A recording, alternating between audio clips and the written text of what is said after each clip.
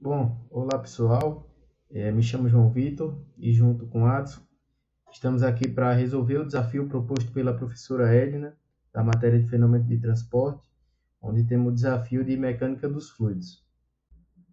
Bom, então temos o nosso desafio, né? Inicialmente nós temos essa figura com enunciado, onde essa figura ela vai mostrar dois jatos de água que são descarregados da superfície lateral de uma garrafa de refrigerante. Temos que a distância entre a superfície lateral da garrafa e o ponto onde o jato se cruza é igual a L, e a distância dos orifícios e a superfície livre da água são iguais a H1 e H2. Né? Então, admitindo que os efeitos viscosos não são importantes e que o regime de escoamento é próximo do permanente, devemos mostrar que a equação de L é verdadeira.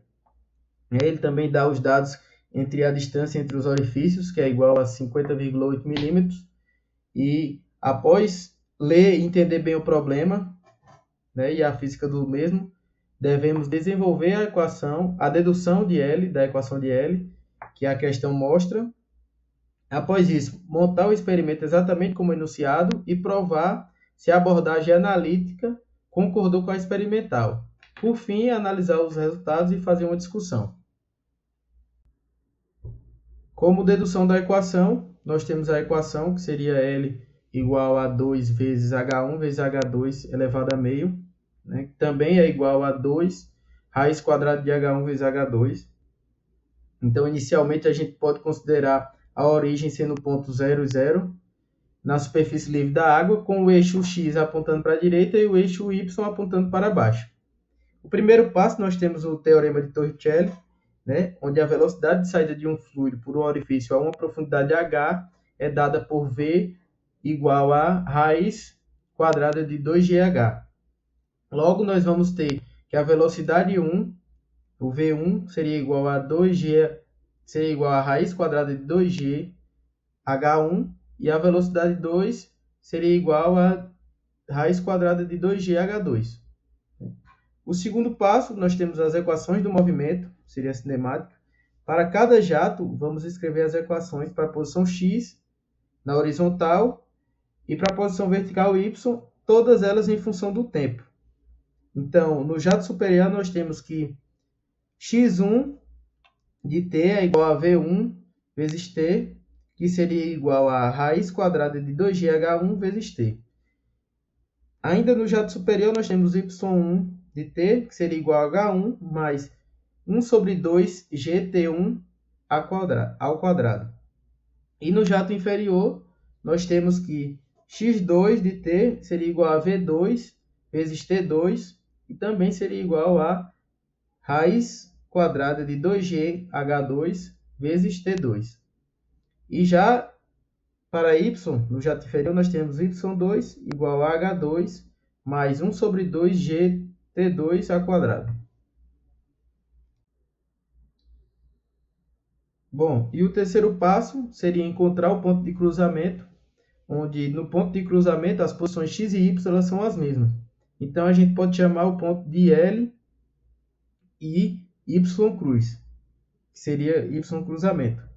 Logo, nós temos que L seria igual a raiz quadrada de 2gh1 vezes t1, onde temos que t1 é igual a L sobre raiz quadrada de 2gh1. Também temos como equação 2 que L seria igual a raiz quadrada de 2gh2 vezes t2, onde t2 seria igual a L sobre raiz quadrada de 2gh2. Essa seria a nossa equação número 2. E teríamos que y cruzamento seria igual a h1 mais 1 sobre 2 gt1 elevado ao quadrado, que também seria igual a h2 mais 1 sobre 2 gt2 elevado ao quadrado. Né? Então, usando a equação 3 e substituindo t1 e t2, nós vamos ter que h1 mais 1 sobre 2g vezes L sobre raiz quadrada de 2g h1, tudo isso elevado ao quadrado, seria igual a h2 mais 1 sobre 2g vezes L sobre raiz quadrada de 2g h2 elevado ao quadrado. Então, simplificando os termos, né, ao quadrado, nós vamos ter que h1 mais 1 sobre 2G vezes L ao quadrado sobre 2GH1 é igual a H2 mais 1 sobre 2G vezes L ao quadrado sobre 2GH2. E nós podemos fazer 1 sobre 2G se cancelar com o 2G.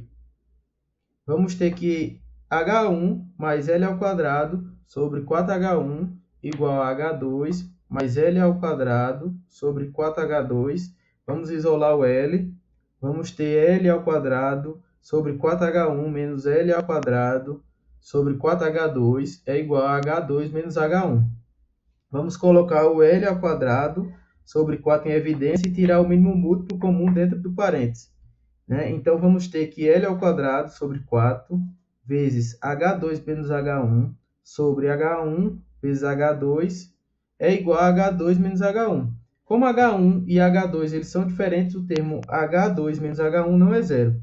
Então, vamos dividir ambos os lados e vamos ter que L ao quadrado sobre 4H1 vezes H2 é igual a 1. Isso é igual a L ao quadrado igual a 4H1 vezes H2.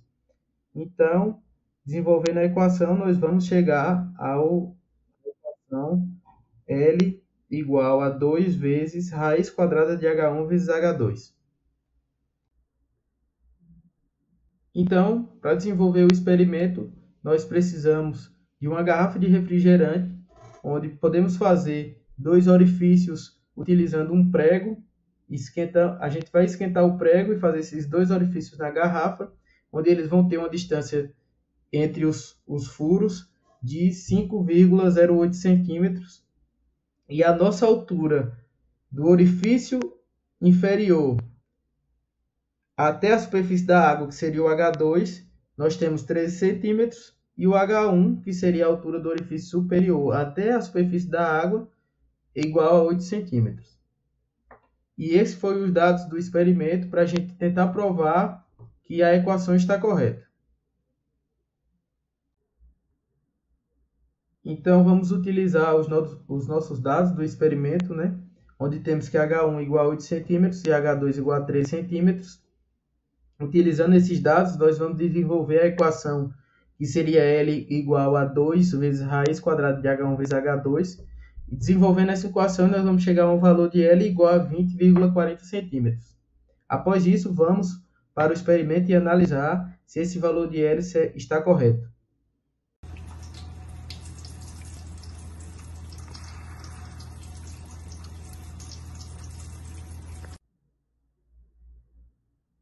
Então, após assistirmos o vídeo do experimento, podemos concluir que o valor de L está igual ao valor encontrado na equação, que seria 20,4 centímetros. Bom, aqui em discussão, análise de discussão, a gente começa com o significado da fórmula, que nos diz que a distância horizontal onde os jatos eles se cruzam é 2 vezes a média geométrica das profundidades dos 2 orifícios. Ou seja, isso mostra para a gente uma simetria interessante no problema, que acaba conectando a geometria do sistema, ou seja, a profundidade H1 e H2, com a trajetória dos fluidos. E a importância do regime permanente para esse exercício é que a derivação inteira depende de H1 e H2 serem constantes. Se o nível da água da garrafa estiver baixando, as velocidades de saída V1 e V2 eles diminuiriam com o tempo. Já as trajetórias dos jatos eles mudariam constantemente e eles não se cruzariam em um ponto fixo, que é o L. Isso aí ele traz para a gente a necessidade de um sistema que mantenha o nível da água constante para que o fenômeno ele seja estável e seja observável, como foi discutido na pergunta anterior. Comparando o caso do vídeo, onde havia uma distância de 50,8 milímetros, O problema, ele pede para comparar o resultado com um caso em que a distância entre os orifícios é de 50,8 milímetros, que é esse o caso.